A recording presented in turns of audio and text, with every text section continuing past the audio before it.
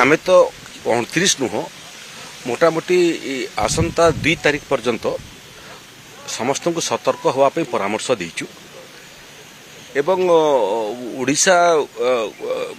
एक प्राकृतिक विपर्य प्रवण राज्य से क्रम प्रकृति में अन्य जो प्राकृतिक विपर्य बन्या बात्या इटा दिशे किंतु ग्रीष्म प्रवाह दिशे नहीं अनुभव करी हुए तेणु बहुत समय लोके न दिशा कारण टे असतर्क रही था तेणु आम परामर्श जो समस्ते सतर्क रहतु आबे 2 तारिख पर्यंत मोटामोटी ओडिशार ये परिस्थिति विभिन्न जिले में रहिबो जो जो जगार खनिज पदार्थ बेसी गच्छित अच्छी से जिला मान को आहुरी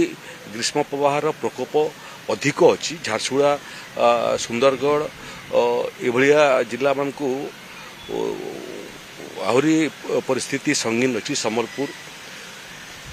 केन्दुझर एपट बलांगीर आमे आमे प्रतिषेधक मूलक व्यवस्था सबु जिले में ग्रहण करिचु लोकंकर यातायात को मध्य नियंत्रण करुचु एवं जो माने बाध्य करी रास्ता को ओल्लाउछंती सेमानकर सुरक्षा पाई मध्य आमे दृष्टि दउचु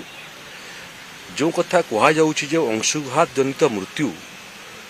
तो स्वाभाविक मृत्यु मध्य हबो अंशुघात जनित मृत्यु मध्य हई पारे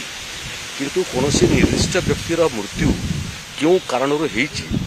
सेटा पोस्टमार्टम रिपोर्ट न हवा पर्यंत आपण निर्दिष्ट निष्पत्ति रे पहुंची पारिबे नहीं जो जो जा पोस्टमार्टम गुटे गुटे हेकि आसुची एवं अंशुघात जनित बोलिक रिपोर्ट आसुची सेतिरे आमे अनुकंपामूलक सहायता मध्य डिजास्टर मैनेजमेंट डिपार्टमेंट तरफ आमे दउचु एवं से भली कौनसी जगार जदि अंशुघात जनित नथिबो मध्य किंतु संवेदनशील मृत्यु प्रसंग होइतिबो ताले चीफ मिनिस्टर रिलीफ फंड मध्य सहायता आमे प्रदान करूचु किंतु जेते सहायता देले मध्य जीवनटा अमूल्य तार मूल्य नहीं तेणु जीवन को सुरक्षा करने सरकार जो पदक्षेप नौचंती से समस्ते सहयोग करंतु निजको सुरक्षित रखंतु एवं वयस्क महिला एवं शिशु मान को मध्य सुरक्षित रखंतु 2 तारिख पर्यंत मोटामोटी टिके सतर्क रही गले आकु आउ हमको विशेष कष्ट भोगिबा पई पड़िबो नै। हिटवेल शेल्टर केते जगह आम आरंभ कलुनी एवं एथर ग्रीष्म प्रवाह समय ये कल्पना मन को आसिला भ्राम्यमाण हिटवेव सेंटर माने मध्य करिया पई आम पाखरे ड्राइंग डिजाइन पहुंची गलानी देशर अन्य राज्य रे एवं देश बाहर जो जो जगार हिटवेव सेंटर ये परिकल्पना साकार होती तार मध्य तथ्य आम संग्रह करूँ तेणु एबिठू काम आरंभ कलु परीक्षामूलक भाव में आकु आसंता ग्रीष्म प्रवाह पूर्वर आम चेष्टा करूँ जे ग्रीष्म प्रवाह प्रवण जिला मान को रास्तार गला बेलू मध्य कि सहर रे पहुँचला बेलू लोक जमी निस्तार पाइबापी टिके विश्राम करने स्वच्छ निर्मल पीवा पानी पाइबापी सुविधा पाइबे तार व्यवस्था आम करूँ सबू देखु रास्तार बहुत जगह नेशनल हाईवे लंबा रास्ता गला बेलू बहुत जगह टिके जो मैंने मोटरसाइकिल जाऊँगी कि जो मैंने बिना एसी गाड़ी रे जाऊँगी से जंत्रणा होउची क्यों जगह रहिबा अटकीबा टिके छाई पाइबा टिके विश्राम करिबा टिके ग्लूकोज पानी पीबा ओआरएस पानी पीबा ये सबुर आवश्यकता थाई तेणु आमे बन्या बात्या को अतीत सफलतार सहित 1006टा बन्या बात्रा आश्रयस्थली अच्छी किंतु एबे मने हेलानी जे बन्या बात्या भलिया ग्रीष्म प्रवाह रे मध्य लोकन को टिके आश्रय देवापी ग्रीष्म प्रवाह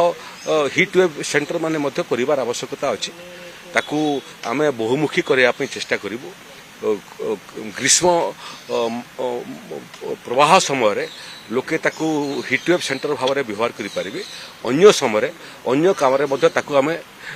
उपयोग करें।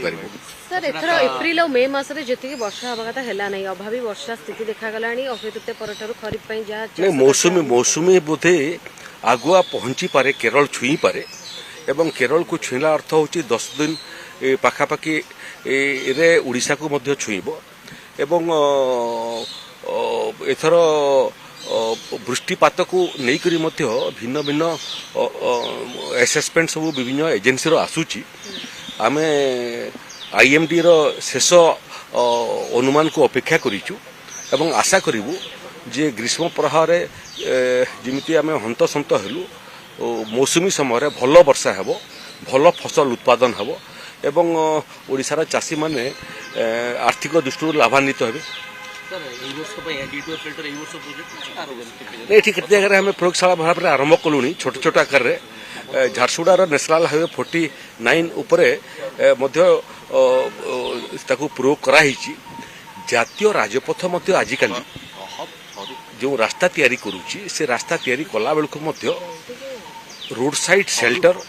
ପାଇଁ ମଧ୍ୟ ବ୍ୟବସ୍ଥା କରୁଛି। ଆଲୋକୀକରଣ କରିବା ଏବଂ ଟିକେ ଭଲ ରହିବାର ଏବଂ ବିଶ୍ରାମ କରିବାର ଏବଂ ଭୋଜନ କରିବାର ଏମ୍ୟୁନିଟିଜ୍ ମାନେ ମଧ୍ୟ ନ୍ୟାସନାଲ ହାଇୱେ ଦେବାଟା ଆରମ୍ଭ କଲାଣି। ରାଜ୍ୟ ରାଜପଥରେ ମଧ୍ୟ ରାଜ୍ୟ ସରକାର ସେ ବାବଦରେ ଚିନ୍ତା କରୁଛନ୍ତି। ତେଣୁ କନଭର୍ଜେନ୍ସ ମୋଡ୍ରେ ଆଗାମୀ ଦିନରେ ବିଭିନ୍ନ ବିଭାଗ ତରଫରୁ ଆମେ ଭିନ୍ନ ଭିନ୍ନ ପ୍ରକାରର ହିଟୱେ ସେଣ୍ଟର ଟିକେ ଆଶ୍ରୟ ନେବାର ସ୍ଥଳୀ ଆମେ ନିର୍ମାଣ କରିବା ପାଇଁ ଯାଉଛୁ।